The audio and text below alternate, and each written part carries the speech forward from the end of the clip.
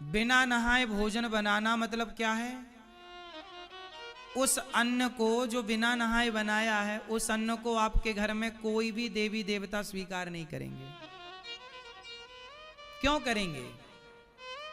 आपके द्वार पर कोई संत आ जाए भीख मांगने, हम जैसे भिखारी यदि आपके द्वार पर आ गए और आपने बताया कि जी हम तो बिना नहाए बनाए हैं, या हमारे घर में तो ऐसा चलता, तो हम जैसे भिखारी आपके घर से लौट जाएंगे।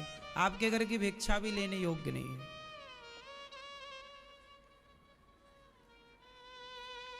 आपके घर की भिक्षा लेने योग्य नहीं, क्योंकि जैसी शुद्धि होगी वैसी बुद्धि होगी। आप लोग आज परेशान क्यों हैं? अशुद्धि से खाया हुआ अन्न, जैसे कुछ लोग खाने बैठते हैं ना, तो खाते खाते ना गिराते जाते हैं, थाली के नीचे गिर जाता है, मुंह में गया और 2-4 दाने चावल के या कण नीचे। ये अशुद्धि, ये जो थाली के नीचे गिरता है या बिना नहाए आप बनाते हैं, ये जो बनाया गया भोजन ये प्रेत ग्रहण करता है। शुद्धि से बनाया हुआ प्रसाद भगवान खाते हैं और अशुद्धि से बनाया हुआ प्रसाद प्रेतों को जाता है। प्रेत मतलब नेगेटिविटी, नकारात्मकता। प्रेत होते हैं कि नहीं? भूत प्रेत नहीं होते? तो फिर हनुमान चालीसा में क्यों लिखा है भूत पिशाच निकट नहीं आवे महावीर? आपको देखना है भूत, छोड़ दें काद आपकी तरफ? नहीं।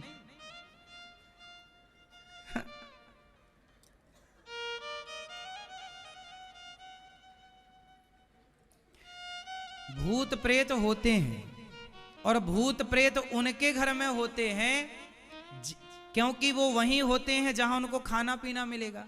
और खाना पीना कहां मिलता है? जैसे कुछ लोग खाते हुए गिराते हैं ना, तो वहां प्रेत रह, मतलब वहां प्रेत का मतलब है, गोस्वामी जी क्या लिख रहे हैं? भूत पिशाच निकट नहीं आवे। मतलब भूत प्रेत होते हैं तब ना लिखा, यदि नहीं होते होते तो लिखने की क्या जरूरत थी?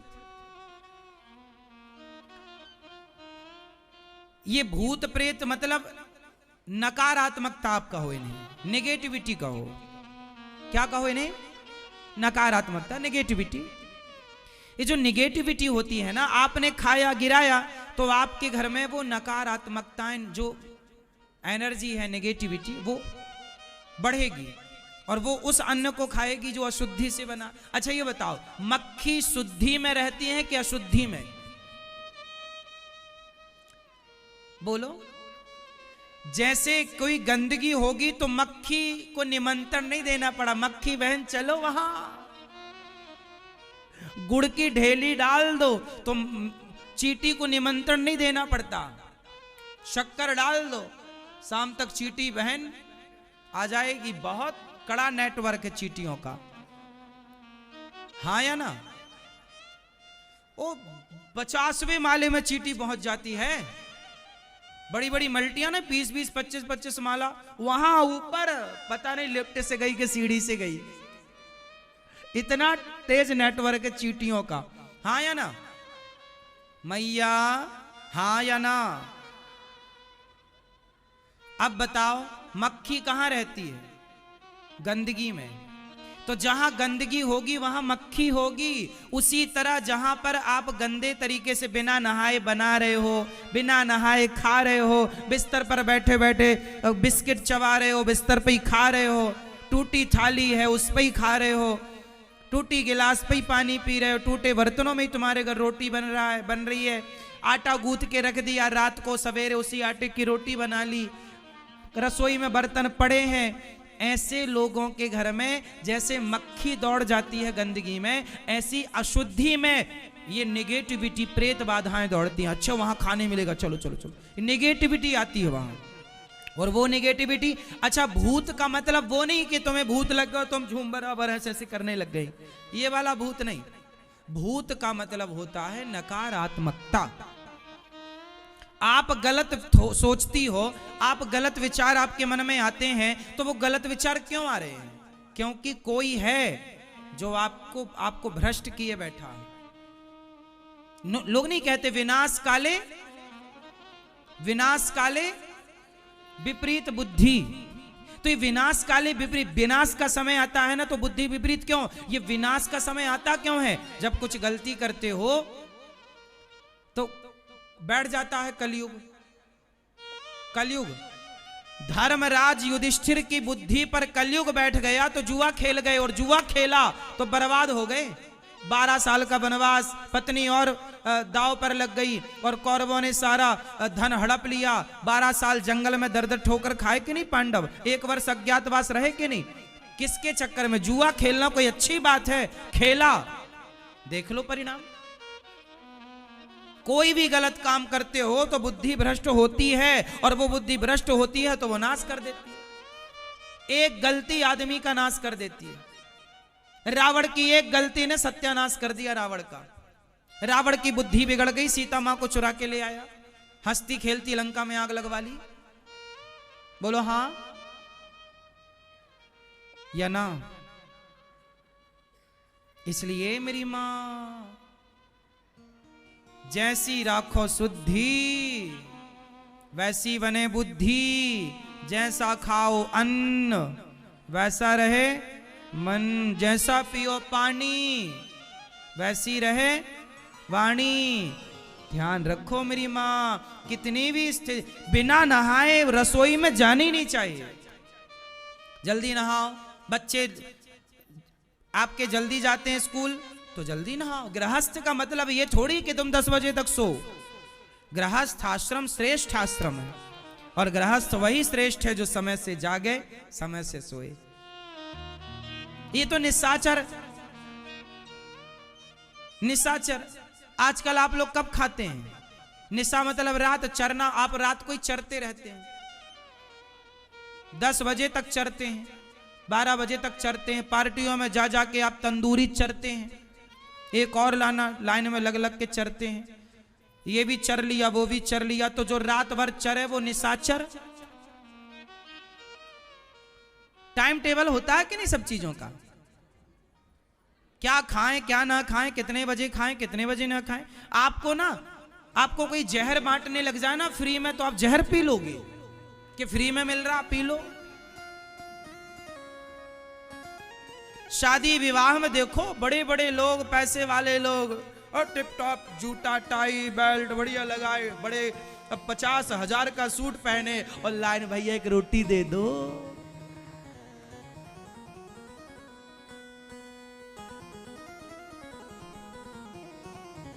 एक तंदूरी दे दो।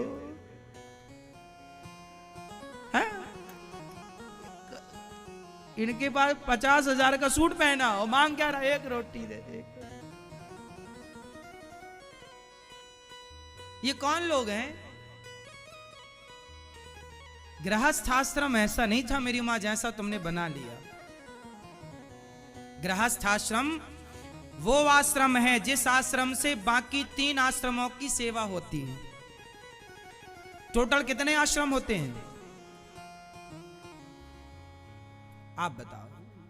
बाकी ना बोलना, ये हमारी मैया लोग बताएंगी सारा। कौन कौन से?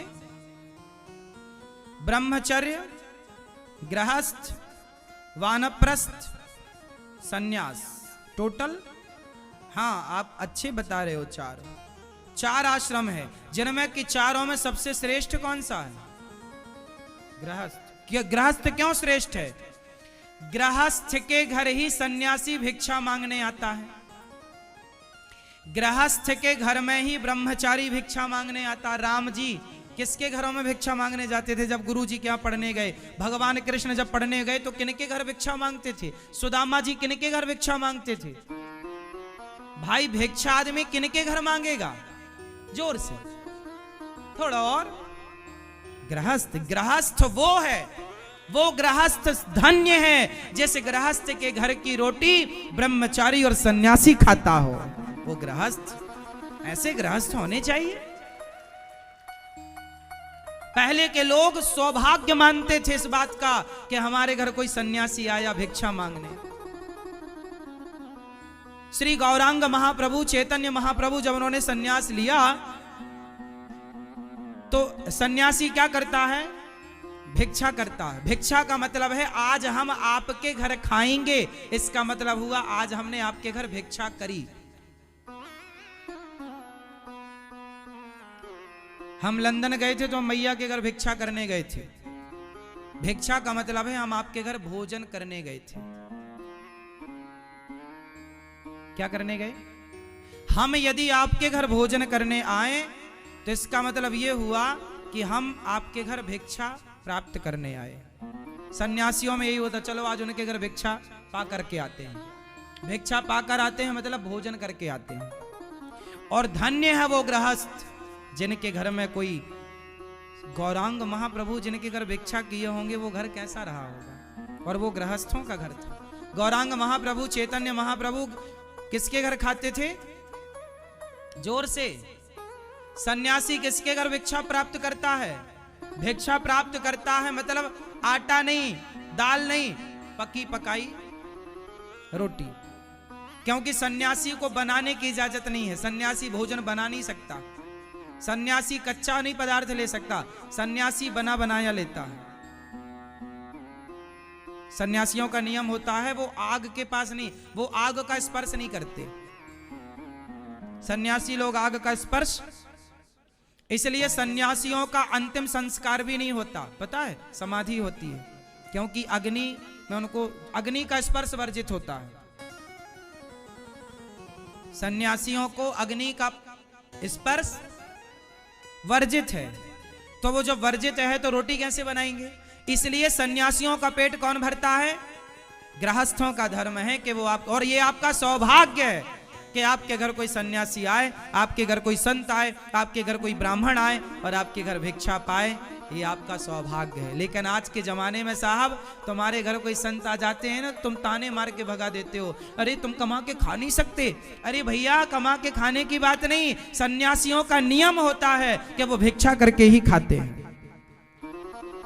अब तुमने भिक्षा देनी बंद कर दी तो सन्यासियों की कमी हो गई। अब कौन बने सन्यासी? तुम तो 2 रोटी भी नहीं देते। 2 रोटी में भी तुम्हारे पेट में दर्द होता, कमा के खा नहीं सकते। बहुत बड़ा पाप है ये। हम तुम्हारे घर आए भूख से कहें मैया जरा रोटी देना और आप हमें ज्ञान दो, अरे तुम कमा के खा नहीं सकते। हम आपके घर भिक्षा मांगने आए तो आपका धर्म क्या है? रोटी देना? सुनो, रोटी ही दो। आप मुट्ठी भर चावल, क्योंकि आजकल ना भिखारी भीख के नाम पर ना कुछ लोग फ्रॉड भी कर रहे हैं, गलत भी कर रहे हैं, उनके लिए आपकी सजगता ठीक है। लेकिन जो उचित है, कहीं वो परंपराएं नष्ट ना हो जाएं, जो भारतीय परंपराएं, सन्यासी परंपरा, ब्रह्मचर्य परंपरा। ब्रह्मचारी को भिक्षा मांगने की इजाजत है कि वो गुरुजी के पास जाएगा, भिक्षा मांगकर सारा जो मिला भिक्षा में वो लाकर गुरुजी को देगा, वो बनेगा, वही गुरुजी खाएंगे, वही विद्यार्थी खाएंगे। ऐसा गुरुकुल चलता था पहले के जमाने में। आजकल आप लोगों ने भिक्षा देनी छोड़ दी। आपके घर आता कौन है आजकल? कुत्ते आते हैं, कुत्ते। आप तो कुत्ते रखते हो, कुछ लोग, सब लोग नहीं, कुछ लोग। आजकल कुत्ते करते हैं आपके घर भिक्षा। ना तो आपके घर गाय आती है, पहले गाय भी आती थी तो गाय रोज आती थी द्वार पर, दरवाजा खटखटा देती थी तो आप निकल के 1 रोटी उसको खिला देते थे। अब तो कुछ घरों में गाय भी आना बंद हो गई क्योंकि नगर पालिका उठा के ले गई। ना तो गाय आती ना तो संत आते। आप लोगों के घर में संत वंत आते रहते हैं? वो घर शमशान है जिस घर में संत और ब्राह्मण के चरण नहीं पड़ते। इसलिए ब्राह्मणों के, संतों के चरण पड़ते रहने चाहिए। आपके आसपास जो ब्राह्मण हैं, संत हैं, उनको निमंत्रण करके भोजन पे बुलाते रहा करो। आइए गुरुजी, आइए, आज आप भोजन कर लीजिए। वो यदि आपके घर खा जाएं तो बड़ी कृपा है। स्वीकार कर लें यदि आपके निमंत्रण को तो बड़ी कृपा है। बहुत से लोग, संत लोग स्वीकार नहीं करते, और वो नहीं करते, उनका नियम है कि नहीं करेंगे हम आपके घर। भाई ये बताओ, अब आप लोग बिना नहाए रोटी बनाती हो तो हम आपके घर क्यों आएंगे रोटी मांगने? अशुद्धि। तुम्हारी रोटी खाएंगे तो हमारी भी बुद्धि भ्रष्ट हो जाएगी। इसलिए खाना भी उनका ही चाहिए जो पवित्र। इसलिए भक्तों का खाना चाहिए, भक्तों के घर जो क्या हो, भक्तों। किनके घर खाना चाहिए? भक्तों के घर। अब तुम मांस, तुम्हारे घर में चूल्हे में मछली पकती है और तुम्हारे घर भिक्षा हम कैसे मांगने आएंगे? तुम्हारे घर कोई सन्यासी ब्रह्मचारी भिक्षा कैसे मांगेगा? आपके घर तो मछली यदि पक रही, आपके घर मतलब जिनके घर पक रही उनकी बात कर रहे हैं, तो कैसे भाई भिक्षा देने के लायक हो क्या आप? अपने हृदय में हाथ रख के बताओ, क्या आप भिक्षा देने के लायक हो?